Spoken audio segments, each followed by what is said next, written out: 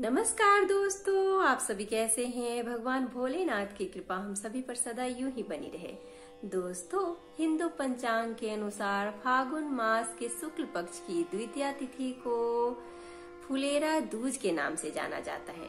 इस दिन को अभुज मुहूर्त के नाम से भी जाना जाता है, क्योंकि इस दिन को किसी भी तरह का मांगलिक कार्य किया जा सकता है। माना जाता है कि इस दिन को किसी भी मांगलिक कार्य को करने से उस पर कोई दोष नहीं रह जाता है और न ही उस पर कोई विपत्ति आती है। इसलिए इस दिन को बहुत ही मांगलिक माना जाता है। फुलेरा दूज पर भगवान श्री कृष्ण की पूजा का विधान माना जाता है। इस दिन भगवान श्री कृष्ण के साथ राधा की भी पूजा की जाती है। इस दिन को बहुत ही उत्तम और बहुत ही मांगलिक माना गया है। इस दिन को किसी भी प्रकार के शुभ कार्यों का समापन किया जा सकता है, जैसे कि गृह प्रवेश हो गया या फिर नई चीजों का आदान या प्रदान। किसी भी तरह की चीज को, किसी भी शुभ कार्य को हम कर सकते हैं।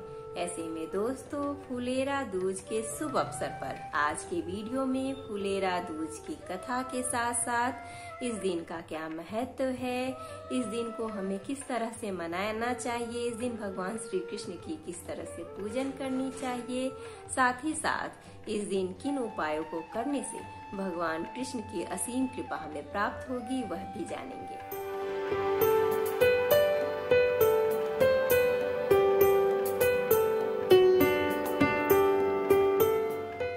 नमस्कार दोस्तों, मैं शिल्पी आप सभी का तहे दिल से स्वागत करती हूँ अपने YouTube चैनल कथा कहानी शिल्पी की जुबानी में। दोस्तों, इस चैनल के माध्यम से मैं आप सभी को हर तरह की कथा और कहानी सुनाऊंगी। अगर आपको मेरी तरह कथा और कहानी सुनना पसंद है तो प्लीज हमारे चैनल कथा कहानी शिल्पी की जुबानी को सब्सक्राइब कर लीजिए। और हाँ दोस्तों, अगर आपकी भी कोई कथा और कहानी है जिन्हें मेरी जुबानी सुननी है तो हमें कमेंट बॉक्स में कमेंट करके जरूर बताइएगा। तो चलिए दोस्तों, बैठे बैठे क्या करें, करना है कुछ काम।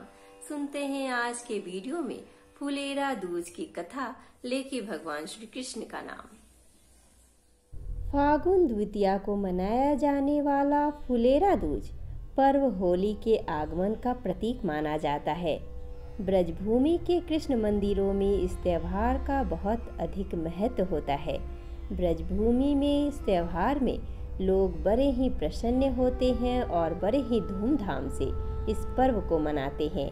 आइए इसके पीछे की कथा जानते हैं। फुलेरा दूज की पौराणिक कथा के अनुसार व्यस्तता के कारण भगवान श्री कृष्ण कई दिनों से राधा जी से मिलने वृंदावन नहीं आ रहे थे। राधा के दुखी होने पर गोपियां भी श्री कृष्ण से रूठ गई थीं। राधा के उदास होने के कारण मथुरा के वन सूखने लगे और पुष्प मुरझा गए। वनों की स्थिति के बारे में जब श्री कृष्ण को पता चला तो वह राधा से मिलने वृंदावन पहुँचे। श्री कृष्ण के आने से राधा रानी खुश हो गई और चारों ओर फिर से हरियाली छा गई। कृष्ण ने खिल रहे पुष्प को तोड़ लिया और राधा को छेड़ने के लिए उन पर फेंक दिया।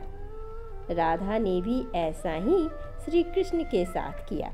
यह देखकर वहाँ पर मौजूद गोपियों और ग्वालों ने भी एक दूसरे पर फूल बरसाने शुरू कर दिए।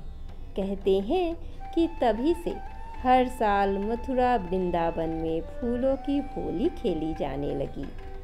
इस दिन मथुरा और वृंदावन में सभी मंदिरों को फूलों से सजाया जाता है तथा फूलों की होली खेली जाती है।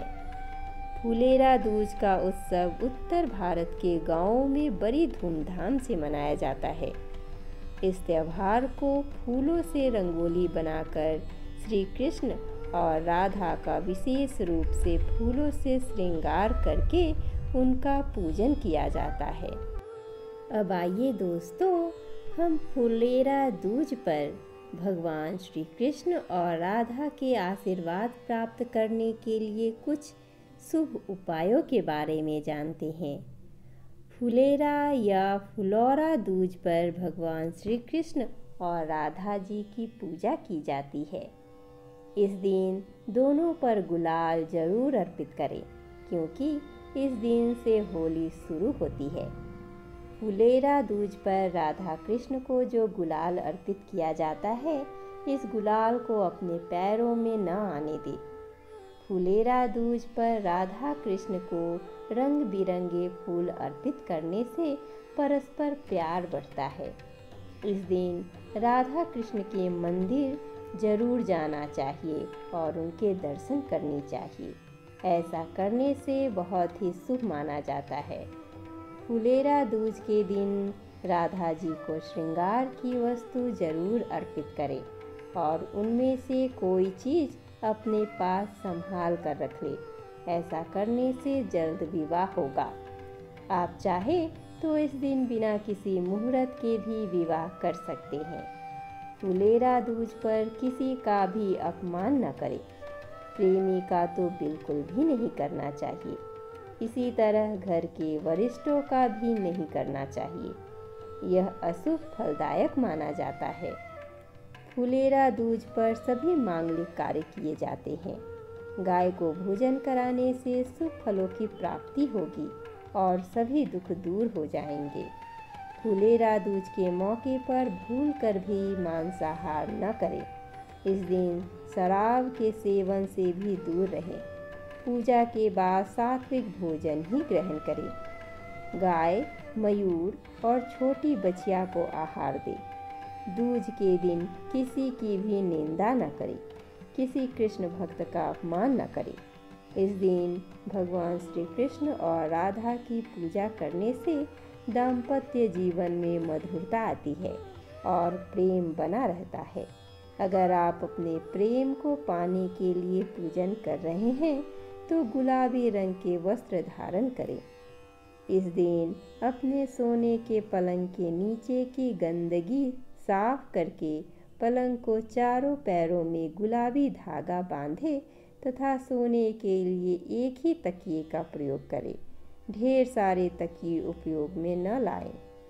फुलेरा दूज के दिन सुबह के बाद शाम के समय रंगीन और साफ कपड़े पहनकर आनंद पूर्वक पुनः पूजन करें, क्योंकि शाम के समय किया गया पूजन सबसे उत्तम माना जाता है और भगवान की कृपा हमेशा बरसती रहती है।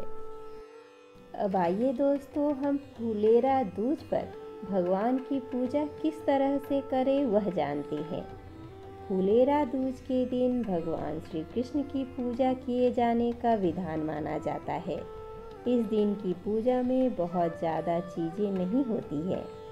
फुलेरा दूज के दिन प्रातःकाल स्नान आदि से निवृत्त होकर स्वच्छ वस्त्र धारण कर लें। घर के पूजा स्थल पर एक मंडप तैयार करें और उसमें श्री कृष्ण की मूर्ति लगाएं। मंडप को फूलों से सजाकर सुंदर बनाएं। फिर श्री कृष्ण की प्रतिमा को पंचामृत से अभिषेक करें। फिर उनका श्रृंगार करें। प्रतिमा को रंगीन वस्त्र पहनाएं और फूलों से सजाएं। श्री कृष्ण की प्रतिमा की कमर में रंगीन वस्त्र में फूल रखकर बांधें, क्योंकि इस दिन श्री कृष्ण ब्रज में फूलों की होली खेलते थे। श्री कृष्ण की प्रतिमा पर फूल चढ़ाएं और फिर उनको भोग लगाएं।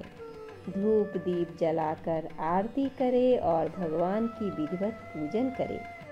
माना जाता है कि फुलेरा दूज के दिन भगवान श्री कृष्ण के साथ राधा की विधिवत पूजन करने से हमारे जीवन में सुख और सौभाग्य की प्राप्ति होती है। हमारे साथ बोलिए, राधे कृष्ण की जय।